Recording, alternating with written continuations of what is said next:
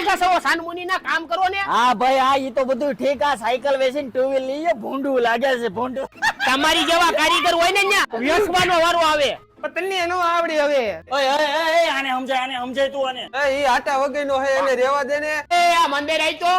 આમ બાધો છો હું સાનમુના કામ કરો ને કાઈ વાંધો નહીં ઈ તો બધું ઠીક સા મગાવું ને સા પાવ પણ પેલા ફોલ્ટ હું છે ઈ ગોતો હાલો કાઈ વાંધો નહીં 1 મિનિટમાં ફોલ્ટ ગોતીને આવું હું શેઠ આ સાયલેશન કટાઈ ગયું છે શેઠ આ એર સિલિન્ડર ને સર્દી થઈ ગઈ લાગે છે શેઠ આ બધું ખોલી નાખ્યું પણ હવે ખબર નથી પડતી તમને ખબર ન પડે તો બીજા કોને ખબર પડે 36 નંબરના કારીગરને બોલાવો ફોલ્ટ ક્યાં છે ઈ કયો લાવો પાનું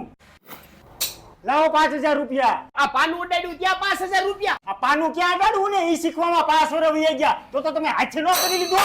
એ ગુરુજી આ શેઠ પૈસા દઈ દો ને બીજી વાર આવશે નહીં એ હાલ્યો